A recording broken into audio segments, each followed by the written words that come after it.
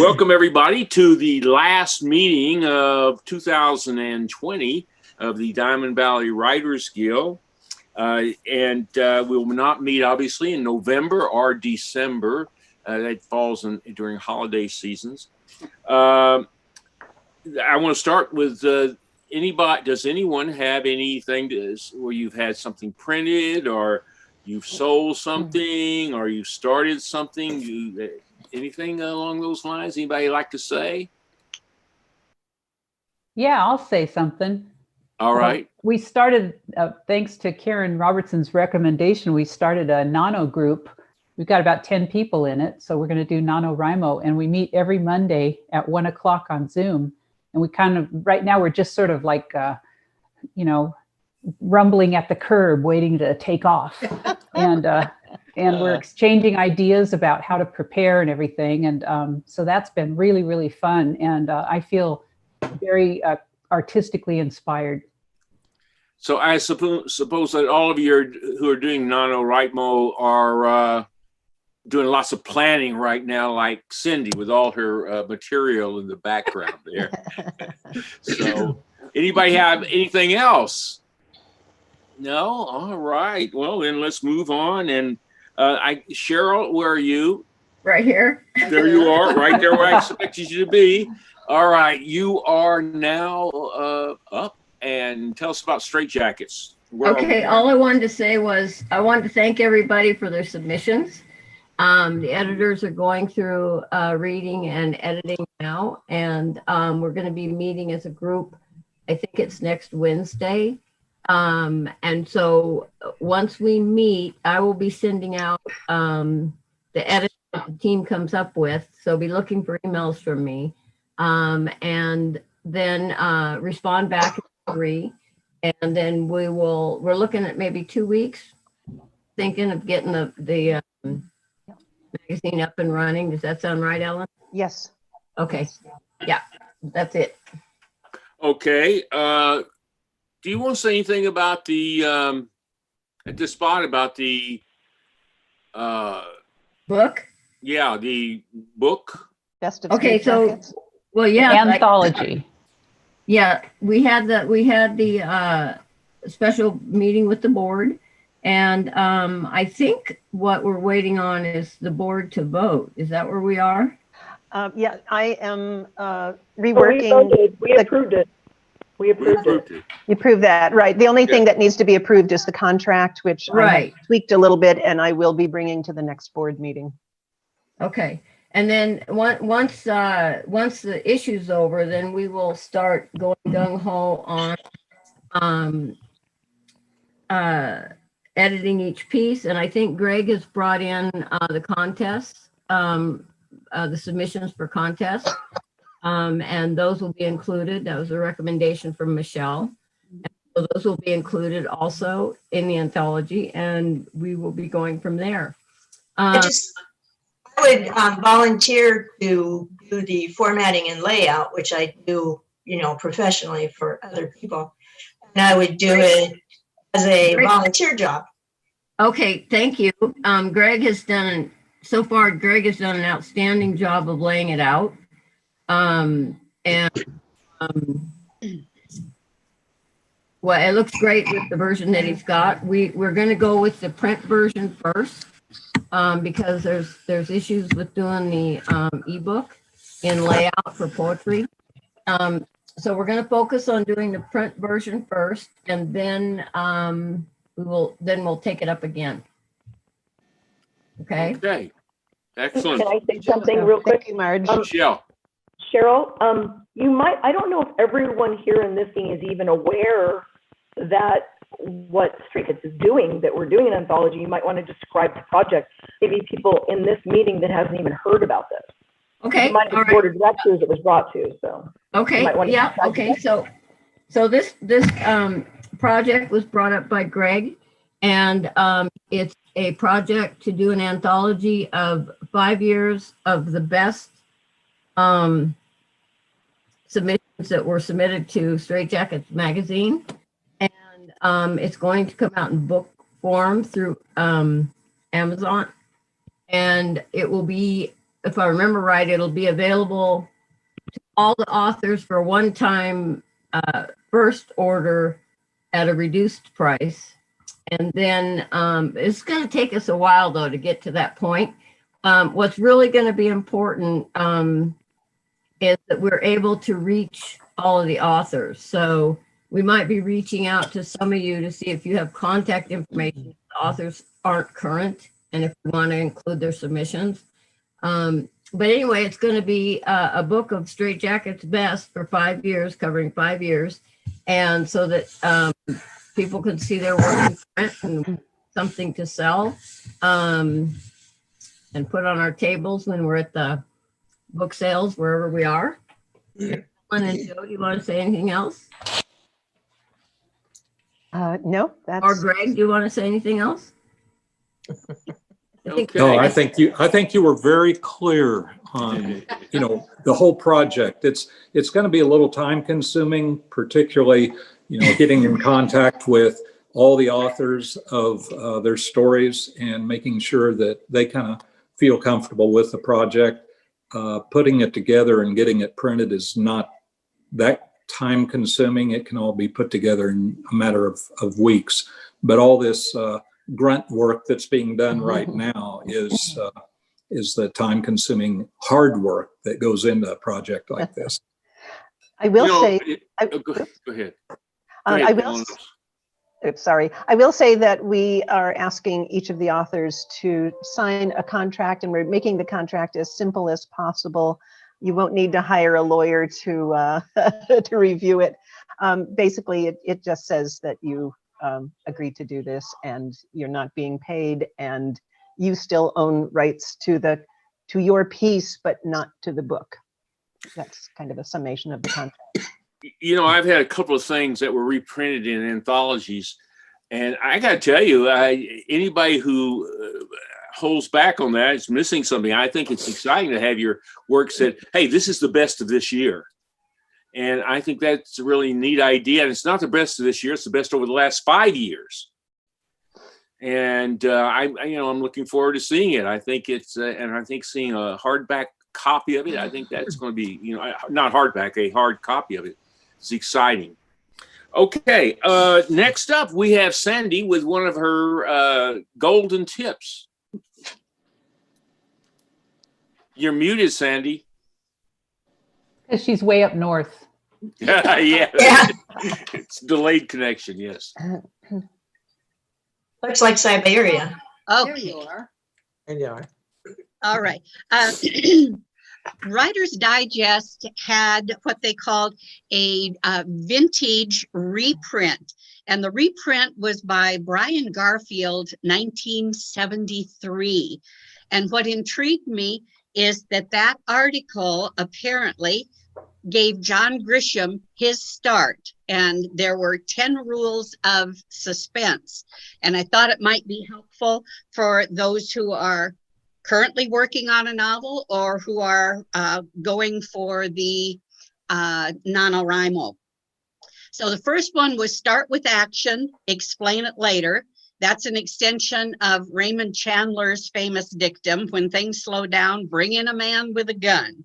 Make it tough for your protagonist. Give him a worthy antagonist and make things look hopeless. Plant it early, pay it off later. So don't bring in new characters, facts at the end to help solve the protagonist's dilemma. Give the protagonist the initiative. All good dramatic writing centers upon conflict, interior like alcoholism, or exterior dangerous enemies or an alien police force. Give the protagonist a personal stake. No longer is it acceptable for the hero to solve a mystery just because it presents an interesting puzzle. Give the protagonist a tight time limit, then shorten it. Choose your character according to your own capacities as well as his. And one important point of that was don't use your protagonist as an accomplished professional spy unless you are prepared to do the research and create a character that's really convincing with those skills. Know your destination before you set out, i.e., know the ending so you don't have a weak anticlimactic ending. And don't write anything you wouldn't want to read. And part of what he talked about was if you don't read romance novels, don't write a romance novel just because it sells better, or the same with any of the genres. And the encouragement is absolutely read in the genre that you are writing in. So that Those are launched great John tips. Grisham. Yeah, they are. If Those are you've great not tips. read Brian Garfield, I got to tell you, Brian Garfield was a terrific writer who wrote mostly kind of thrillers. What was that series of movies that Charles Bronson made where he was Death Wish. Death Wish. Mhm. And he wrote Death Wish and a sequel to it, and it's absolutely the exact opposite intention of what the Charles Bronson movie was. The first of the two was a terrific story, and he also occasionally wrote a Western. That's where I first got to know him. He's writing Westerns to start with, and then he started writing these thrillers, and he was a terrific writer. He was very much the kind of writer that wrote scenes and had really characters that you could lock into. I really like Brian Garfield. Well, thanks very much, Sandy. It's another great tip. Quick question, Sandy, can you email a link to that article, or can you somehow get it if I can share it on the blog post recap? Yes, I can do that. Thank you. Can you send that to all of us? Well, I'll send a link to the blog post. I usually wrap it all up in a blog post, and then, yeah, all the goodies are there. And now, Sandy, I hate to call on you again, but if you would like to explain the elections, then I will hold them in just a moment. We have 3 open positions: secretary, member at large, and vice president. I was going to say vice principal. That's my old background, but no, vice president. And you can nominate yourself, or someone can nominate you. So don't hesitate to nominate yourself if you would like to run for one of those 3 positions. Okay. At this point, and we have these elections each year at this time. Next year at this time will be for president and treasurer, I believe. Yes. So right now, let's start with the member at large. Do we have any nominations for member at large? Yes, Lynn. I would like to nominate, it's my honor to nominate Michelle Bassett to serve in that position as member at large. But I'm going to decline the nomination and nominate Lynette Tucker for that position. Okay. It's kind of like Hot potato. Yeah, I'm going to pass that hot potato. Well, okay then. Okay, so Lynette Tucker has been nominated. Do we have a second to the nomination? Well, I'll second it. You got a second? All right. And at this spot, do we have a nomination? You accept that nomination, Lynette? Yeah. Okay, good. Question. Do we have any other? Daniel has a question. Oh, Daniel, I'm sorry. Daniel, where are you? That's all right. I'm just curious. There he is. Unless you already said it, what does a member at large do? Okay, I will have Michelle explain that, since Michelle is our present member at large. You're on the hot plate now. Oh, that's fine. That's fine. Member at large is a position that doesn't have an ongoing monthly responsibility like some of the other offices do, but you do attend the board meeting every other month. And as a board member in general, you got to come up with a couple of programs during the year. Find speakers or whatever. It's kind of a group effort to do that. But otherwise, you don't have an ongoing job. It's a member at large. You talk with members of the organization and bring things back to the board of directors meetings, suggestions. A lot of times I'd reach out to people and ask what things they wanted to see in that. That's about it. But it's pretty low key. It's fun. I enjoyed it. Okay, thanks. Anybody else have another nomination, or is this the only nomination? Seeing no other nominations, and let me explain how we're doing this. We'll call for a vote now of members. That's fine. If there are 2 or more people for an office, Sandy will make up a ballot and send it out to members later today sometime, right, Sandy? Yes. So if it's 1, we can vote right now. So we only have 1 nomination for member at large for the next, it's a 2-year term. And Lynette Tucker is, all those in favor of Lynette, say aye. Aye. It carries unanimously. Okay. You just won political office here. Congratulations, Lynette. Yes. Hey, Lynette. Thank you, everybody. Yay. So And that she was spent so. very little on campaigning. Very little. I think I saw your name on a yard sign. Probably. Hopefully it so- wasn't a lost dog or something. So next we have as secretary. Do we have any nominations for a secretary? Dennis? Yes, I'd like to, as the outgoing secretary, I'd like to nominate Karen Robertson. And she comes with some great credentials. She's been a speaker for our group and has some background there. All right. Karen Robertson has been nominated. I'll second it. Oh, got it. Second. And now, do we have any other nominations? Cindy, did you have your hand up? I'm just agreeing. Oh, okay. Okay. Caught up. Any other nominations for secretary? Well, hearing none, all those in. Does Karen accept? Yes, I should ask her. Yes. Karen, yes. Otherwise, yeah, that might, yeah. No, I don't want it. Yes, all those in favor of Karen, say aye. Aye. Aye. Goes. Now, next, and is a nomination for vice president, not vice principal, vice president. Do I hear any nominations?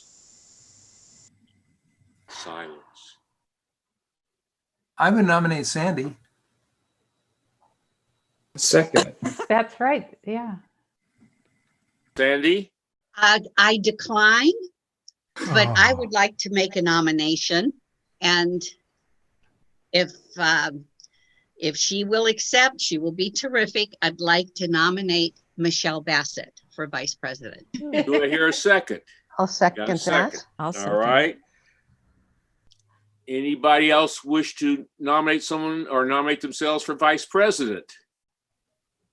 Does Michelle accept? Does Michelle, do you accept? Do I have a choice? Not really, no. Okay, all those in Anybody favor. else interested in stepping up? Yes, please, anyone else interested? That's what she's really saying. All those in favor of Michelle as vice president, say aye. Aye. Carries unanimously. We now have the lineup. Sandy, you'll take care of that and make the announcement for us? Send out an announcement to everybody in the. Yes, I will send out the new roster. All right, great. Or slate, I should say. I want to put out, and I will later put out an email on this, but I do want to point out that we're at the end of the year. Next year is coming. It's time to collect dues. I know our dues are awfully expensive at $20 for the year, but if you people could see it your way to shell out the money, it would be, and let's see, our treasurer is Joe. And Joe, tell people how they can give their $20 to the organization. You can pay it through PayPal or send a check to our PO box. Which is, what is our PO box? Sandy, would you tell us the PO box number, please? I'd have to look it up. I know it. I know it. Okay. Call It's me. on the website. I Okay, know it Lynn. because it's partly my birthday. It's 11:54. I was born in Yay, 1954. Lynn. Oh, woohoo. 11:54. And Joe, will you be sending out an email to all the members just to give us a little kick in the I can caboose? see that gets done, yes. Yeah, and also how you address the PayPal. Well, let me, If you put that in there. Yeah, I'm sure Joe will take care of that, right, Joe? Yeah, what, Lynn? I just wanted to say I kind of was fooling around, but the address is P.O. Box 1154, and it's in Hemet 92546. Thank you. Thank you. Great. Is it 46 or 43? It's 46 for the P.O. Box. Okay. That actual, I got corrected on that by a tax guy. Okay. I noticed that Howard has joined us recently. Hello, Howard. And for those of you who don't know, Howard is running for city treasurer of Hemet. Yay! Wow. All right. Thank you. So, all right. At this point, I am going to turn over the meeting to Joe. And we have our first prose reading of in our 5 years of existence. And we see this as perhaps kind of a coattails with the poetry reading. So Joe, I'm going to at this spot put it on speaker view, and I'm going to mute everybody else. All right, and only those people who are talking, who are reading, will be on the screen. Okay. So first, I'm on speaker view now, and I am muting all. Everybody is now muted, and I'm going to, at this spot, unmute Joe, and you have to unmute yourself. I ask to unmute, you unmute then, all right? Joe? You can unmute yourself. There you go. All right. Good morning, everyone. I was pleased to see that you said first annual prose reading, Jim. That's being very generous.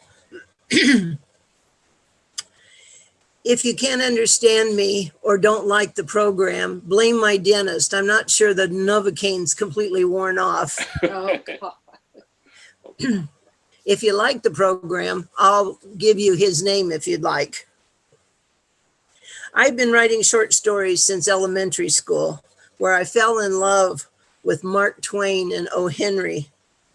In high school, before goth became a thing, I discovered Poe.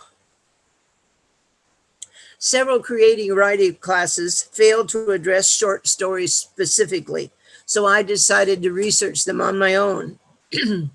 I discovered there are a plethora of books on the subject, some of them quite pricey, but they all seem to say the same things in just a little different words.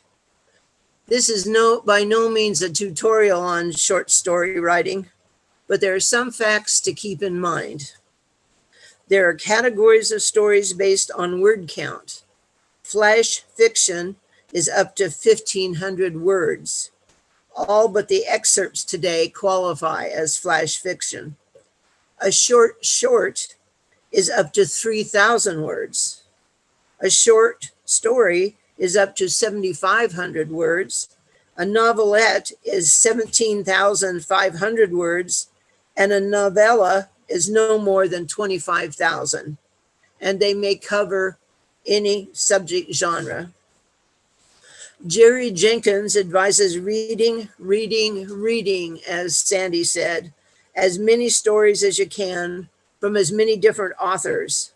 Edgar Allan Poe wrote short stories to challenge the British idea that literature had to be long and wordy to be good. Many writers start out with a plan to create a great novel. Both Jerry Jenkins and Jonathan Maybury advises starting small and working up to a bigger piece. And Jonathan uses writing a short story as a sort of palate cleanser when he gets stuck while working on a larger novel or a screenplay. The lessons I've been able to distill from all of the how-to books on short story writing make a fairly short list. And the first one, of course, is read. The second, and he reminded us that We all stumbled and tottered when we first started to walk. And it took a while for us to be able to walk steadily. Determine the mood or emotion you want to evoke. Go for the heart. Limit the story to specific time, place, event, interaction, or character evolution. Capture a moment. The plot should have some difficult problem. Your character has made attempts to fix it, but failed, and then through heroic effort or major change, succeeds. Avoid too much backstory. Start with a strong, compelling opening, a hook. Build the story quickly. Don't forget to engage the senses. Land the ending that satisfies the reader and gets the main character out of his predicament. And make your title sing, which is a hook in itself. Brett Lott recommended giving yourself permission to be bad in your first efforts. And that often discourages people when they fail to live up to their own expectations and give up. Jerry Jenkins said short story writing is a good learning ground and also gives us a chance to get a million cliches out of our system. At the end of each reading today, you will have an opportunity to comment or ask questions of the author. Unfortunately, the Zoom process makes applause difficult, but please let our readers know that you heard them. And readers, this is an opportunity to give you a quick toot of your own horn about your work to inspire the rest of us. To start our readings, I'm going to share a story inspired by an event I saw as I was driving to a critique group meeting. I called it Lost Pinky Rabbit.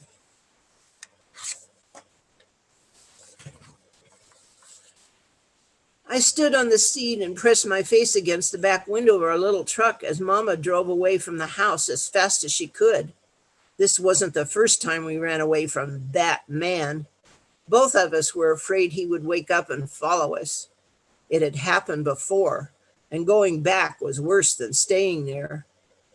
I couldn't see the house anymore, but kept watching. I didn't cry until the big wind from a huge truck caught the paper grocery sack holding all my clothes and whipped it out of the back of our pickup. I yelled at Mama to stop, but she kept driving. We can't stop now. He'll catch us if we go back. I'm not going to do this again. One of us will die if we do. She kept talking and I quit listening. Tears were making my t-shirt wet and my nose was running. I knew she wasn't listening to me. I screamed inside at her when a car hit the bag, scattering clothes all over the road, and Pinky was run over. My heart got run over too. Pinky was my bestest only friend. A nice policeman gave him to me when we ran away 2 times ago when I was 4. The bunny always hid with me when that man started yelling at Mama. Pinky went everywhere with me. But this time Mama stuffed him in the bottom of the bag she put my clothes in. She was moving really fast. She promised we wouldn't have to hide anymore if I hurried. My bunny's pink body was a little dirty and he'd lost one of his eyes, but he knew all my secrets and the best hiding places. He was good to hug. What was I going to do now? I was all alone. Mama was still talking, mostly to herself, and she didn't even care that Pinky was gone. I sobbed until I couldn't cry anymore. I wiped my nose on my sleeve because my hands were trying to reach out to Pinky. The road went over a hill and around a curve, and I lost sight of the spilled bag and Pinky. I was so tired. I slid down onto the seat, curled into a ball, and fell asleep. I woke up when my mother stopped outside a grocery store to use the payphone. I didn't know where we were or what time it was, maybe afternoon. We'd left that house just before the sun came up. I was still in my pajamas because she was in such a hurry to leave. Now I didn't have any clothes to put on. Still talking to herself, Mother got back into the pickup, but didn't start it. Where are we going? We have to wait here a little bit until a policeman comes. He'll show us where to go. I fell asleep again, listening to, he's never going to do that again. I'm not going to let, should have. I woke when I heard a man's voice ask, is he likely to be armed? What kind of a vehicle will he be driving? I rubbed my eyes trying to pay attention, but I didn't understand all they were saying. After they talked a little more, he said, just follow me, ma'am. He led us around several blocks, going down an alley where we could leave the pickup. A gate in a big high fence opened and a lady led us in. She hugged my mother and said, you are doing the right thing. Come on in. Now I understand. I remember being here before. That was when the nice policeman gave me Pinky Rabbit. I wondered what kind of animal I'll get this time.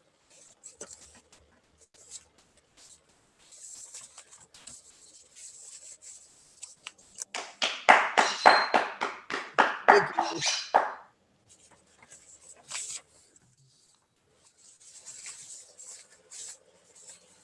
Sorry, I lost my note.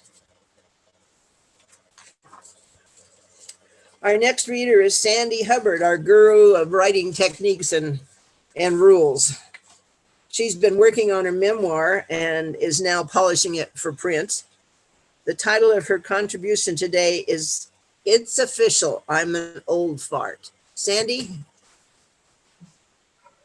This is based on a phone call I received a few years ago. The phone rings. Hello, I say, and instead of a loving, familiar voice, I'm greeted with the measured cadence of a recording. Hello, this is a survey. We are not selling anything. Your answers to a series of questions will help establish television programming. Your views are important and will take only 10 minutes of your time. Typically, I hang up on recorded calls unless it's Kaiser confirming my medical appointments. However, in my younger days, I worked at home for the American Research Bureau, making telephone calls, enticing people to record their viewing or listening habits for a week. That collected data influenced programming then as it does now today. So now I'm excited. My opinion is requested and I'll have some effect on programming. A smile. The robotic voice continues.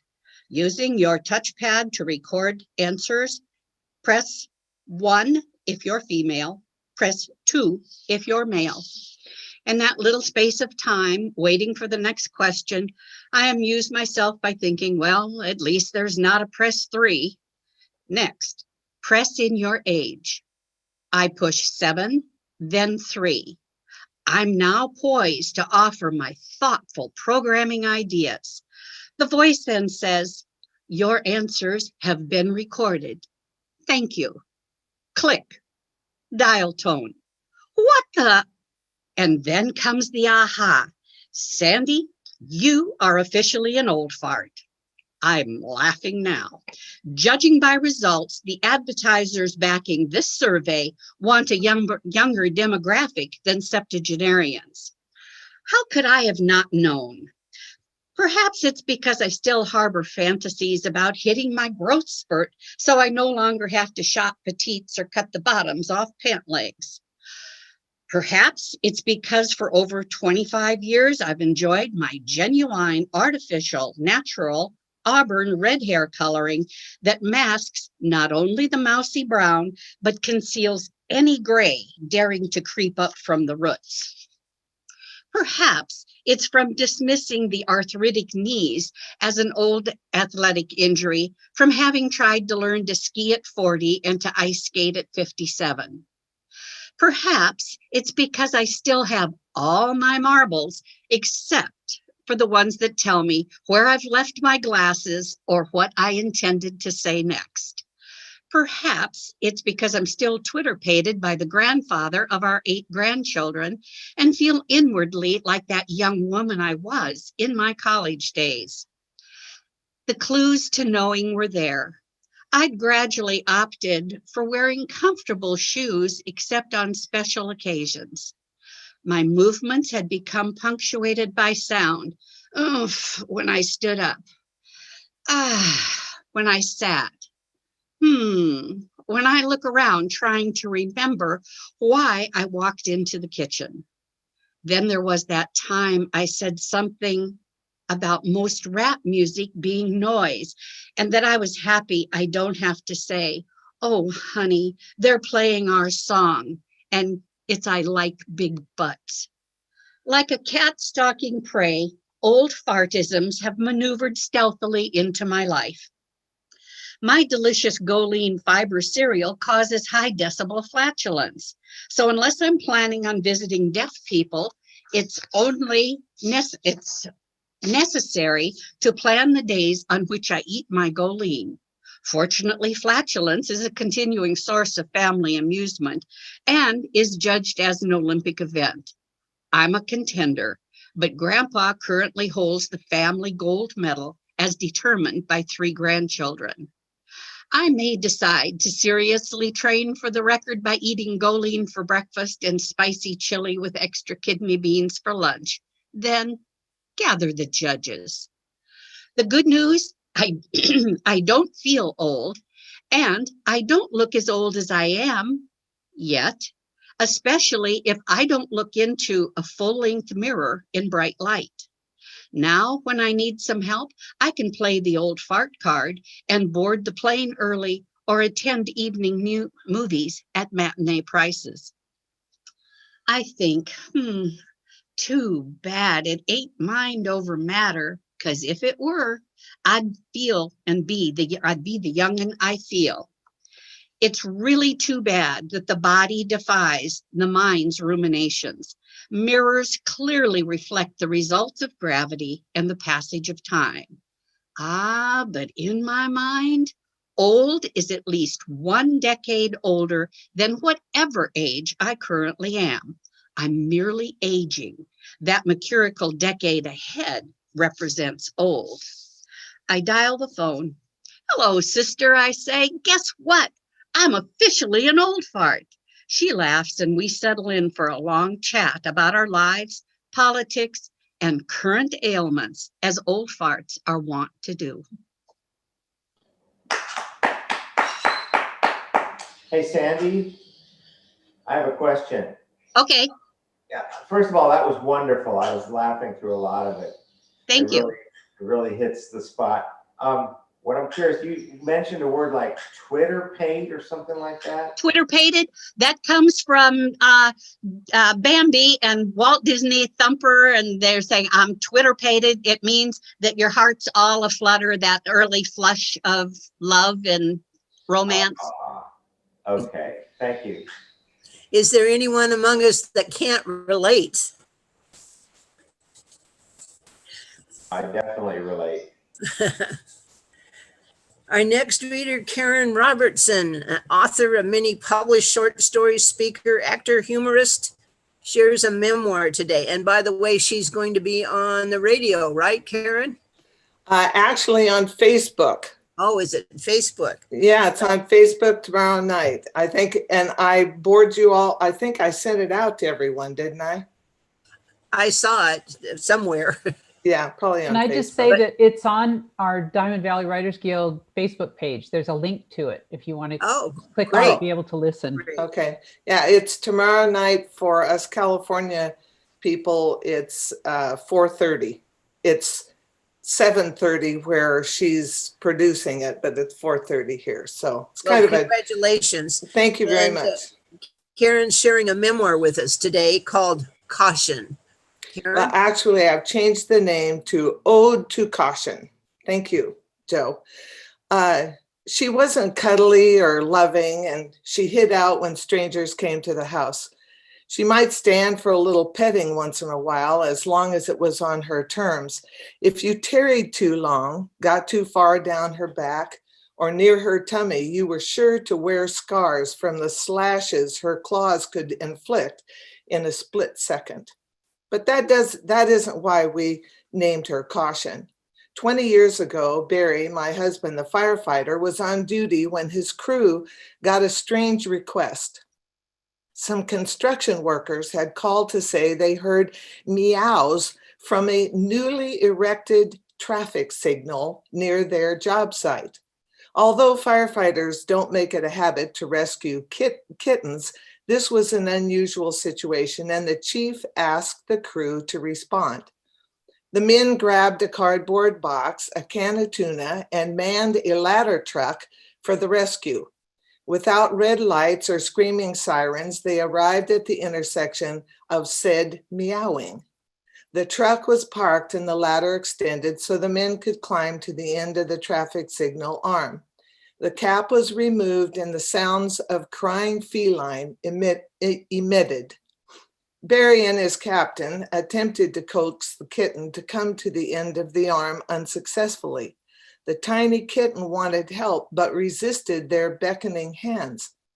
The can of tuna was opened and the kitten came closer, but attempts to grab her only caused her to draw back farther into the pipe. Barry discovered a hole in the pipe about 10 inches back from the opening. The next time the captain coaxed the kitten close to the can of tuna, Barry shoved a hammer handle into the hole and blocked the kitten's escape. With gloved hands, he extracted the tiny crying animal. With the kitten safely in the box, they descended the ladder, closed up shop, and proceeded to drive away. In the rearview mirror, Barry could see the construction men waving to get their attention. A speedy U-turn, and they arrived back at the intersection. As they looked up at the arm of the traffic signal, they espied another tiny paw waving frantically from the hole where Barry had inserted the hammer handle. Again, the ladder was extended and they ascended with tuna and water in hand. This time, they used their tried and true system, coaxing the second kitty by blowing tuna aroma into the tube. With gloved hands ready and a hammer handle trap, they soon had kitten number 2 captive. Barry called me at the office. "Hey, honey, stop by the station on your way home from work. I've got 2 kittens in a box you can take home. Wait till you hear the story." I picked up the box and heard the story. "Let's name them Stop and Go, since they came out of traffic signal," I suggested, and we agreed. We figured the mother cat hid her babies in the traffic arm when it was laying in the storage yard. When it was loaded on a flatbed truck for the bumpy ride to the intersection, the mother probably panicked and escaped, leaving her babies to huddle together alone and frightened. Stop and Go were pretty wild, but they made their home in our barn. 4 days later, another call came from the construction workers. They thought they heard a third kitten. 8 days had gone by since the traffic signal was installed, but the firefighters had left the open can of tuna and a cup of water just in case. Sure enough, one more trip up the ladder and kitten number 3 was rescued. As small as Barry's palm, she nestled by his neck that night as he rested in his recliner at the station. She was officially named Caution, and her birthday, April Fool's Day 2000. She was so attached to Barry, he was afraid she would get stepped on while he saddled his horse or worked with the animals. When Stop and Go disappeared, probably dinner for some sneaky coyote, Caution was immediately promoted to house cat. For 20 years and 6 months, she entertained us with her conniption fits, scratched us when we tried to be too friendly, yelled demands at us when she was hungry or when she wanted in or out. But today, October 1st, 2020, we miss her more than words can express. The end.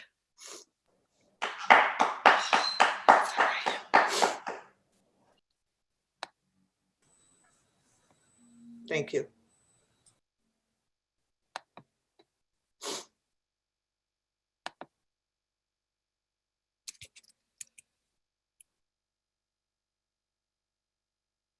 Everybody's dabbing their eyes.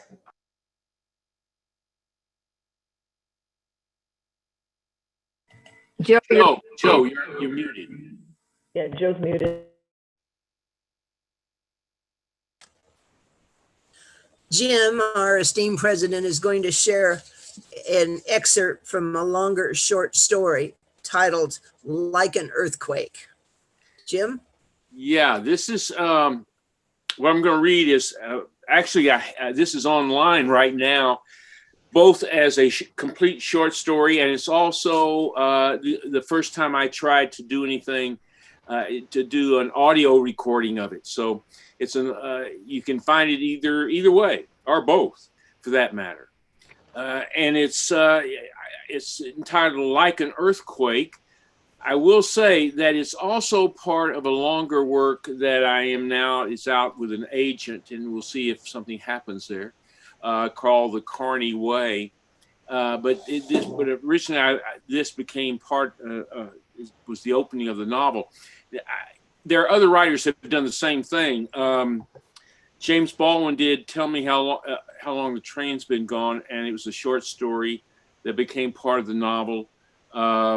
And other writers have done the same. So this was a standalone story, and it runs about 20 pages or so. And this is the opening. When I was 17, the year was 1949, I obsessed about love and sex, especially sex. But I didn't know diddly squat about either. What teenage boy does, unless he's Romeo Capulet, and he's only a character in a play. Sure, I'd had crushes on girls. I even took a couple to the movies, but I gleaned my knowledge of female anatomy from men's magazines and Vargas calendars. In the 8th grade, I kissed a girl at a party. 6 of us, 3 boys and 3 girls, hid behind a house to play spin the bottle. My turn arrived. I twirled the bottle, which revolved 3 times before the neck pointed at Barbara Rushing. Half a head taller than I, she developed beyond her 14 years. When I kissed her, she responded as she liked it, but our relationship ended before it began. Her father was a Baptist pastor whose fire and brimstone personality erected a sign, "Boys Beware." At the time, my mother and I lived alone in Dallas on Beacon Street. The boarding house, a 2-story frame, 40 years old, smelled of rot and mildew. Even though we lived on the bottom floor, water stained the ceiling. The wood flooring was warped so badly that crossing from one side of the room to the other was like a hike through hill country. At night, after we turned out the lights, cockroaches scurried across the floor like a conquering army.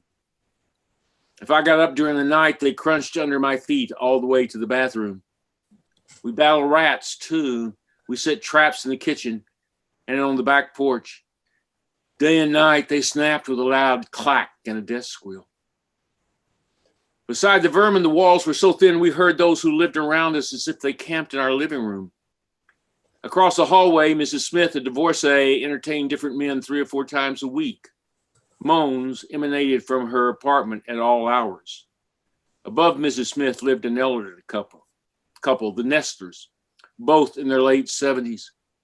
Mr. Nestler suffered from a bad heart, and his heavy breathing pervaded our apartment like winter wind. The worst were the couple who lived above us, the Bartolettis, who Mom called the Bickersons after characters on a radio show. They fought over money and over his infidelities. Sometimes their arguments ended in blows. Residents called the police, but their intrusions failed to haunt the mayhem, so the Bartolettis continued their assaults on one another and indirectly on us. Mr. Bartoletti delivered Lone Star beer. Often on lunch break, he parked his delivery truck in front of our apartment building. When I met him on the porch or the sidewalk, he'd wish me good day, but with his dark hair slicked back, his heavy eyebrows, his brooding nature, he reminded me of a hood in a gangster movie. He asked me to call him Nick, but he was over 30. I couldn't call anyone by his first name, anyone that old by his first name.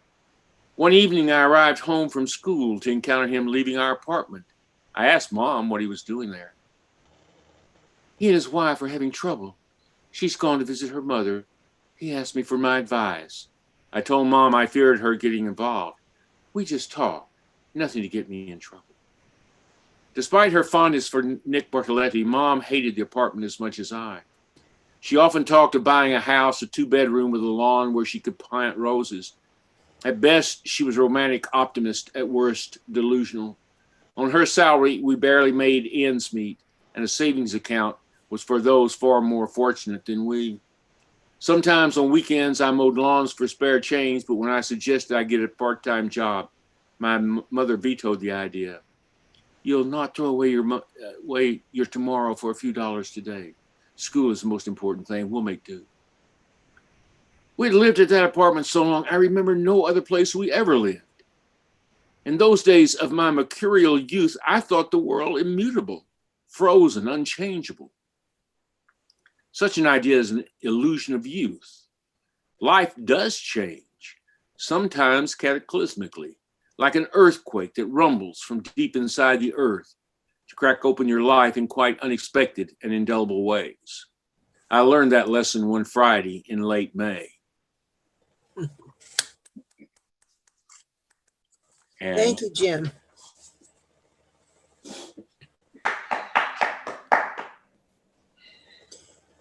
Is Jack Mulcahy among us? He was to read next. He lives in Ambler, Pennsylvania, and just submitted an excerpt to read to us. I did not see him on our participants list. Okay, then we'll go to published writer, publisher, speaker, and instructor. Marge Chalier has an excerpt from her soon-to-be published novel, The Rebel Nun. Marge? Thanks. I feel a little shy because you guys are such great readers. And I'm really impressed. I'm not sure that I can keep it up. I just wanted to show you, if you can see this, this is the ARC of my book that's coming out in March. An ARC, as you know, is just a paperback version of the book that's sent out to reviewers so that you can get some advanced reviews and advanced blurbs. So what I want to read is the first half of the prologue. And what's interesting about, I think, this is that so many writing instructors tell you don't do prologues. Prologues are unnecessary and you shouldn't write them. Well, I wrote this book without a prologue, and my agent and my publisher came back to me and said, we want a prologue. So there you go. The best advice isn't always widely shared. So I'll just start here. This is set in 613 AD in Gaul, south of Paris. The hour I learned of Hilda's death, the cool autumn mist had crept into my garden, telling me it was time to call a truce with the weeds and the bugs for the night. From stiff knees, the effort of rising forced a low moan from my lungs. I brushed the dirt from my hands and picked up a sack to gather the herbs that I had harvested that afternoon. It was at the time of the day when, usually, I would look forward to a comforting fire and a quiet evening meal of fresh cheese, bread, and watered wine in the villa's garden shack that I had made my home. And I would crawl under an old blanket and bid the world goodbye for the night, perhaps forever, for all I knew. But that night I would not sleep. Under the full moon, my friends and I would celebrate the moon goddess Mani with the rituals we revived when I returned to this village 22 years ago. I found the women eager to reclaim our ancestral pagan rites. Careful to keep my balance, I bent to collect bundles of borage for stomach ailments, betony to relieve headaches, sage to treat the village children's persistent colds, and rosemary to ward off nightmares. Hens scuttled out of the way, flapping their wings, irritated at me for interrupting their feast of cabbage worms. At first, their flurry and cackling kept me from noticing the lone rider coming through the chestnut trees between my garden and the main house. Sister, he called out, startling me. I looked up and froze. Only one kind of visitor would address me as a nun. Messenger from the posse loyal to my Aunt Hilda, known as Queen Brunhild to most of the world. He had been the one to rescue me from the church's suffocating grasp, had never stopped referring to me as a penitent. My heart clenched painfully. Only one thing would bring this envoy to my door after so many years. When? I asked, tears already swelling under my eyelids. A week ago. A large man slipped off his mount and walked toward me with the horse's reins in one hand, his fur cap clenched to his chest in the other. I'm sorry for the delay. The Queen's enemies swarm like wasps, even now. I had to avoid the roads. Many times I had to stop and hide for hours. I studied him. He looked like so many of Hilda's men, tall, exceptionally strong, with long blonde hair and sky blue eyes. Not so different from the man who had held my heart for so many years, now traveling the heavens with the Valkyries, as only the worthiest are chosen to do. Come inside, I motioned to the door of my hut. You must be weary, and the autumn chill is creeping into my bones. I need to know everything. News was worse than I could have imagined. Nearly 80 years old, the oldest person I had ever known, my aunt, queen to the late King Sigebert, had been dragged by the hair and torn limb from limb by horses, surrounded by a drunken, cheering horde of her political and religious enemies. Few women in our time have acted so bravely or had so much influence over our kingdom as she did. But in the end, Hilda had fewer friends than powerful foes. A gang of Catholic bishops and counts allied themselves with Clothar, my evil great-nephew, and ordered Hilda's execution. Clothar and his bishops now reigned over Austrasia and the territory known as Neustria, which my own father once ruled. The women who gathered for the full moon ceremony later that night were as distraught as I was over the news. Through clouds of incense, we chanted praises to the moon goddess until our voices were hoarse from song and smoke. We passed communal goblets of wine and cider and tossed bundles of herbs and fragrant branches into the bonfire.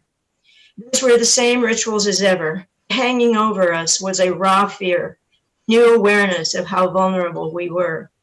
If Hilda, with all her cunning and wiles, could face such a brutal end, we knew that the king who ordered her execution could, at any time, command men to storm our gatherings, lay axes to our altar, and swords to our flesh, as could any man of the church. So, Wow. thank you. Yeah, you did extremely well. I don't know why you were hesitant. Somehow I managed to get through it. Thank you for listening. Well, thank you for sharing it. Our guild's founding president, published author and speaker Lynn Spreen, brought us an excerpt from her novel, Trucker. Lynn? Unmute, please. Lynn? You okay? Moving part. I was so excited about reading. It took me a minute to figure out what I was doing. Well, thank you so much. I'm excited about reading from this. It's actually a short story. It's a collection of short stories called Middle-Aged Crazy. And I was recently named one of readers' favorites, 5-star writers. So I got a 5-star award, and I promptly stuck it without having any, congratulations, hesitation at all on my book. So I write about midlife people starting over. And this is a short story about a middle-aged Latina who used to work as a teacher for the court school system. She was teaching high school boys one day when one boy attacked her. And he was really the size of a man, and it traumatized her so much that she had to take a long-term leave. She quit her job. She ran out of money. She ended up living on her brother's couch. Her name is Rita, and her brother finally got tired of her just laying around doing nothing. And so he brought her along with him as he would make his runs as a long haul trucker. Rita was entranced by this idea right away. The idea that you could be out on the road talking with no one except over a CB and virtually be isolated, but still make money enough to live, and to be out on the open road. She thought that was a good idea. So she went to trucker school and she learned how to be a trucker, but she's still 55 years old with all the aches and pains and everything that comes with. So in this particular story, which I'm going to read from about the middle to the end of it, it's not that long, don't worry, but Rita is approaching the summit at Donner Pass. There's a snowstorm approaching. Her dispatcher told her that she shouldn't go out. She went anyway. She needs to get down into Sacramento with her load. But now things are getting really bad. So I'll pick it up from there. Now the cold wind howled through the forest, and Rita braced herself against the blast. A few snowflakes landed, and she wondered if she had waited too long to chain up. Her instructor, a man with bleached hair, tattoos, and pieces of metal in his earlobes, liked to say that some things could only be learned through experience, and he hoped she would live long enough to learn them. Kneeling down next to the outside drive wheel, Rita spread the links of chain. Nearby, a paw print in the snow spoke of recent visitors. The print bore no claw marks, and it was too big for a bobcat, according to what she remembered from teaching science class. So then it was probably lion. Her gloves prevented frostbite in the relentless wind, but the chill penetrated through her heavy parka. Wind swirled wet brown leaves around the heavy tires. Downslope, tall pines bent and moaned in the face of the second front. The diesel rumbled, waiting, its power vibrating through the blacktop. Rita stood and rubbed her lower back. She longed for a hot shower and warm bed. There was a travel center outside Roseville where she could park for the night, get a shower, and do a load of laundry. Then she would lock herself in the sleeper cab, fix dinner in the microwave, and open a bottle of Riesling from the fridge. Secure in her little nest, she'd check her email and perhaps watch Dancing with the Stars on satellite TV. Night would be spent in the safety of numbers, trucks lined up shoulder to shoulder in the vast parking lot. Sometimes the lot lizards banged on the door of her cab, hoping to ply their trade within. When they saw the driver was a woman, they'd slink away. If the girl looked pitiful enough, Rita would slip her a few bucks through a barely cracked window. The gathering gloom told her it was well past 3. She knelt next to the wheel. Between gusts, the forest fell silent.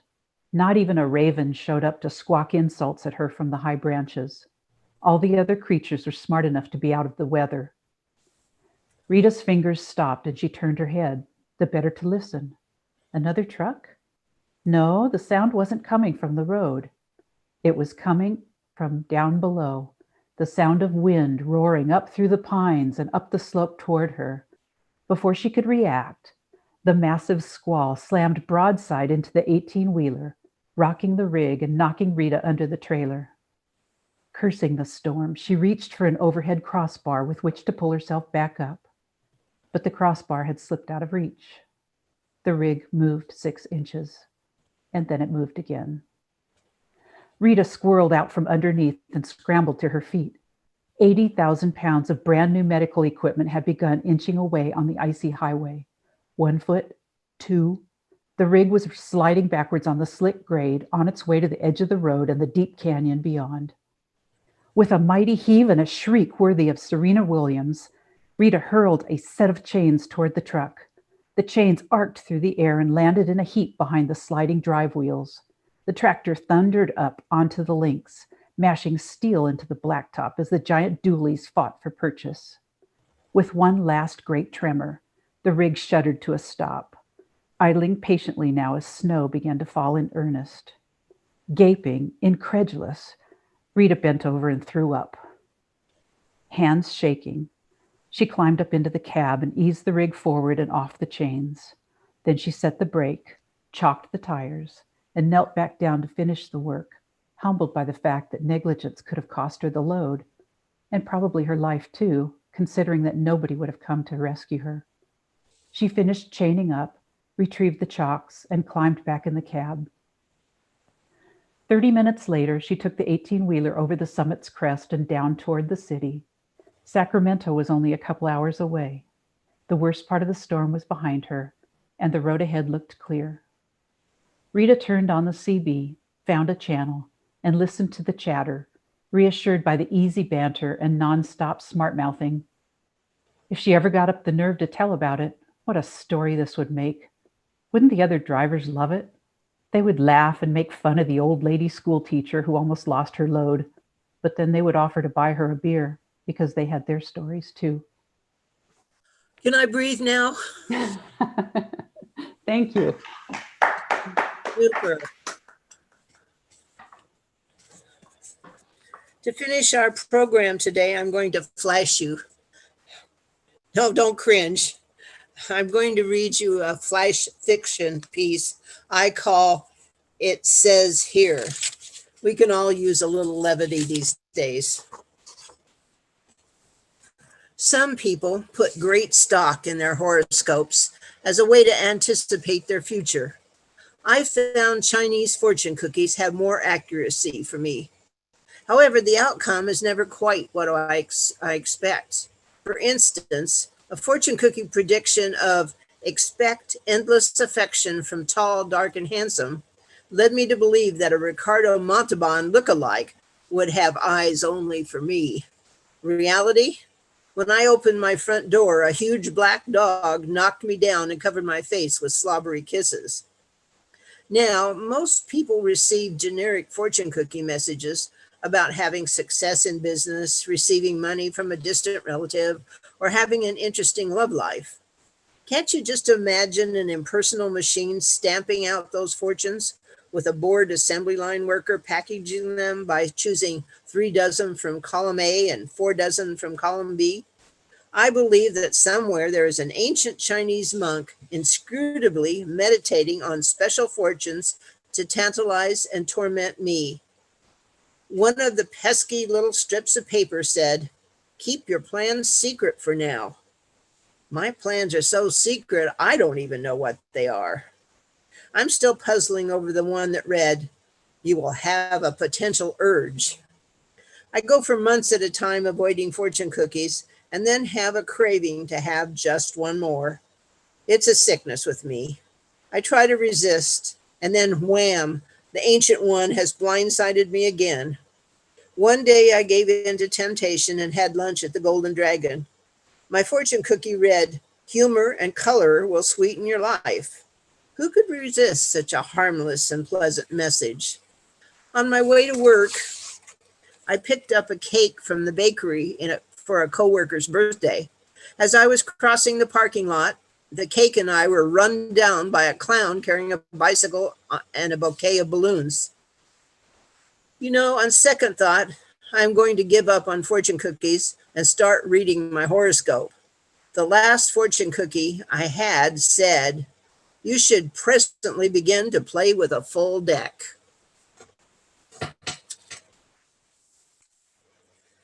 Thank you, readers, for sharing your work. And I hope the rest of you enjoyed hearing their stories. I also hope we have encouraged more of you to tell your own stories. Thanks for participating.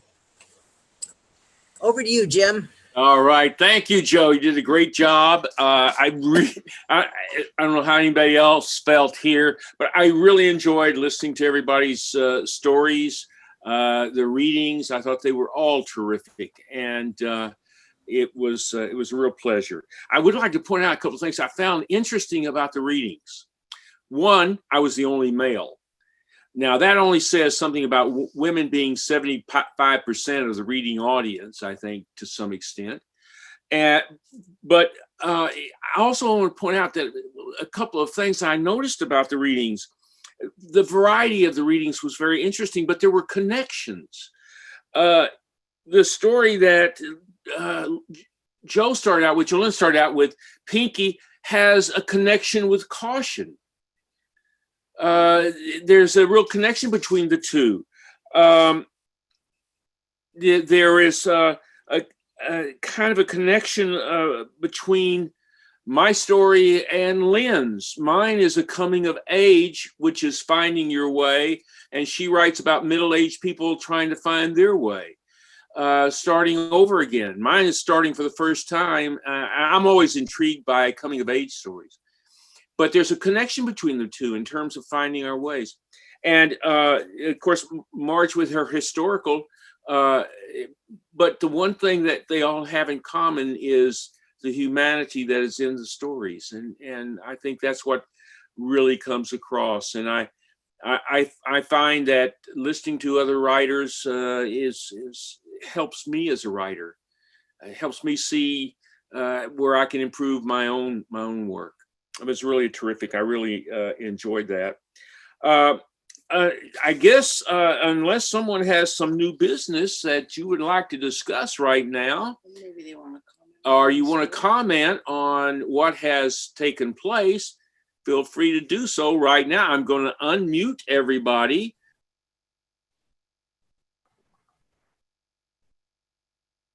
Well, I have something to say. I would like to congratulate our new board members, Lynette, Karen, and Michelle, promoting to the new position.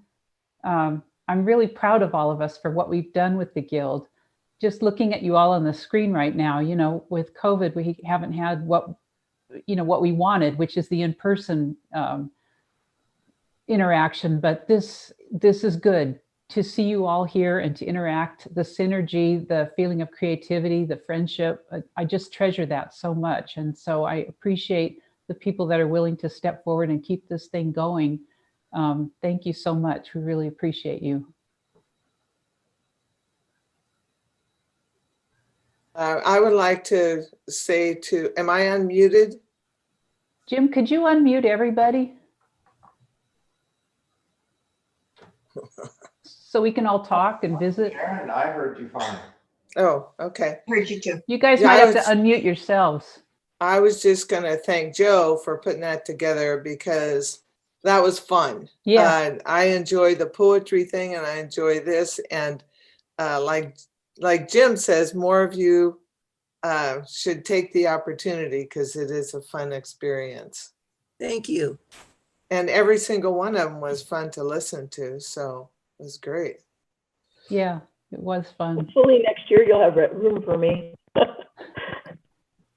I have to say, as I watched you guys read, I have to back up what Marge said about being impressed, because I think I'd get 2 sentences into something I was reading and my lips would dry up and stick. And then I wouldn't be able to go on. I don't know. I think it takes a talent to read. It really does in public. Cheryl, what? When I was reading, my heart was pounding. And when Marge was finishing up, I was like trying to do deep breathing to calm myself down. And it's just you guys, but still, it's like, it's scary. It is. It's very scary, but I know what my body does, and it betrays me constantly. I had sweaty palms before my turn, and I even wrote myself a note at the top saying, don't forget to press record. And then I totally forgot. Well, I pressed record. No. I pressed record and it said, you can't do it. Oh. Marge, were you able to record yours? Yeah, I was, yeah. Interesting. Although I forgot to do what I should have done, which was to introduce the book. So now I have to figure out how to go back and record an introduction that makes sense for YouTube. So I didn't do very well. If you want to reread it, just do your own little Zoom, a meeting of one, and then upload that to, That's what I should do. Thanks for the idea. That was a great idea. Well, Greg knows what I really prioritize. What was the word? Book whore? I like to sell. I like to market. Yeah. Oh, sorry. Would you be willing to market for me? I don't really like it. I do, Marge. It's like fishing. You put out different kinds of bait and you see if you get any bites. Yeah, it takes so much time. You don't have time to write. I have a rule that I just do marketing for 30 minutes a day, and whatever gets done gets done, and what doesn't get done, oh well. That's But good. Lynn, that's a talent to market, because a lot of artists won't. My son is an artist, and marketing is nowhere on his horizon. Right. And I try to tell him how I will market him, and he shuts me down, you know. So I think you know, the artists and writers and people like that can feel comfortable, you know, marketing and creating. I think that's a real blessing. Yeah. It doesn't happen very often because creative people love their craft, but they hate doing business. That's right. And that's why when I was a business coach, I found that creatives were the hardest to work with. And that I say that's why so many artists didn't get famous until they were dead. Because, you know, because then somebody else discovered their work and marketed it. Yeah. Yeah, that might mean that an obituary is your best marketing tool. Yeah, there you go. I'd like plan B. If that's plan A, I'd like plan B. Cindy, did you have something you want to say? I'm not sure if my microphone was working. I just wanted to say that I am so pleased with everything that I heard, and nothing endears a reader or a listener to an author who gets choked with emotion or puts emphasis in their reading. And to see your faces and to hear and know the feelings that you have behind what you wrote is just inspiring. It was really wonderful to hear. So thank you. Thank you. Yeah, Thank Karen. Anybody else have anything to say? I just want to say something that Lynn already said about Zoom. Zoom has kept a lot of us sane.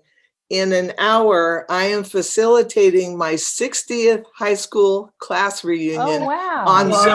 all right. All right. That's great. Crazy. How can that be when you're only 50 years old? I don't know. I don't know. Sandy, you had something you want to say? Yes. I just wanted to thank Jo for how she put all this together and coordinated it, and look forward to doing it next year. And I wanted to thank you, Jim, for a successful year as president, and welcome the new board members. And I brought a little something during the days of New Yorkers going out at 4 o'clock. I did it at our time because my granddaughter was in New York. And so I would cheer her being a physician in a COVID facility. And this was. Cute. So even though I was alone out on my balcony, I had an audience to cheer her on, and I cheer you all on as well. So, Sandy, I would like to point out you're still on the board for one more meeting. Don't get out of that. And Lynette, I will also give you the, you're welcome to join us for the next meeting. I'll get the information to you, okay? And you can join us, and we can go through that meeting. It is the second Tuesday in November. The 10th, yeah. Sandy and Dennis, thank you No, so the much. board does. Oh, the board does. Board means the second Tuesday in November, and it's at 9 o'clock, right, guys? But that's not me, right? That's Yes, you can come. Okay. Now the answer is yes, Karen. You can join too. I'll put a notice out for both of you, and you can join in our meeting and see what it's like, and say, "Oh God, did I make a mistake?" Or you can jump up and down. Yay! But boy, I get my voice in this. 9 o'clock. It's not a bad idea to come if you can. Yeah, just to come in and see what it's like and get your feet wet. We did that. Jo and I did that the same time last year after we had been elected. And it just kind of, you kind of see what it's like. It's easy enough to do. It's for one thing, let's face it, this is a great group. A little bit smaller today than I anticipated, but still, it's a great group. And everybody who wants to be a writer, you have something in common with automatically. Is there anything else? Anybody? Dennis. Dennis has something. Dennis. Yes, I was going to say that last year I heard about New York Flash Fiction Contest. It starts, I think, you want to look ahead on it, the 31st, and they give you 24 hours to write your flash fiction piece. And this contest is pretty well known. And what they do is they have you enter your piece. And then if you make the first cut, you write again 3 months later. And then you enter again, you write 3 months later. And then you enter again if you make the cut 3 months later. And so it keeps going on there for a year if you happen to be a good writer. And it's got just 24 hours to write your flash fiction piece. And I think it starts at 12 midnight or something like that. So people work hard trying to make sure they do that on New Year's Eve or the day before there. So you might want to go ahead and take a look at that to see if that's something you're interested in. Where do you look? Where do you find it? I would just look online for a New York Flash Fiction Contest. That's where I found it last year. If none of you are familiar with it, there's a thing called firstwriters.com. I subscribe to it. It's only about $4 a month or something like that, $4.95 a month. And they list everything, agents, book publishers, contests, everything. And the first contest I entered it that I won, it was off of there. And it was it carried a $500 prize that the contest I entered. And then I entered it for my first novel. They had a contest for novels, and I won the grand prize on that one. And so Wow. these things are available, and they're out there, and it's firstwriter.com. It's a very good website. In a lot of ways, I liked it better than Writer's Market. Lynn, you want to say something? Yeah, I'm sensitive to the fact that people who are calling in and listening are trying to talk on their phone, like Wendy, there's a little bit of a delay, and I'm not sure if Wendy has tried to say something. So Wendy, are you with us? Did you have something you wanted to say? No, I am with you, but I wasn't sure if I was muted or not, so I'm sorry. Yeah. We can hear you. Yeah. Fine.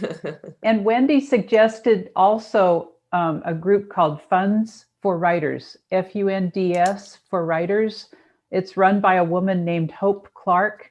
And if you go to, I think it's fundsforwriters.com or .net or .org or something, you can get a weekly email, and she also tells you about contests and things. And it's really, it's helpful and motivating. All right. Anybody have any last words here? Yes, Jim. Yes. I would like to wish everybody good holidays. Yes. And the hope that we can see each other in person in the new year. Wouldn't that be Absolutely. nice? Yeah, hopefully we can. Well, everybody, it has been wonderful again. And as far as the whole group is, we will see you again next year. Don't forget your dues. Yeah. I know it may break you, but do your best. And until next year, for most of you, the board, the second Tuesday in November. Goodbye, everybody. Oh, hold on one Bye. second. Oh, wait. Dennis is Yeah, ready I for want to let you know that the January speaker is a great man. His name's Tim. He's going to be sharing some information with us with Tim Writer. He's been a writer since he was a child, RITER. And he has a great program coming up for us next year. So that'll be the first one of the season. So we'll get a whole new good crop of people going for that. And I've heard him speak at other writers groups. He's going to be very craft oriented when he does his presentation. Excellent. Good. Terrific. All right. So long, everybody. Bye-bye. Bye.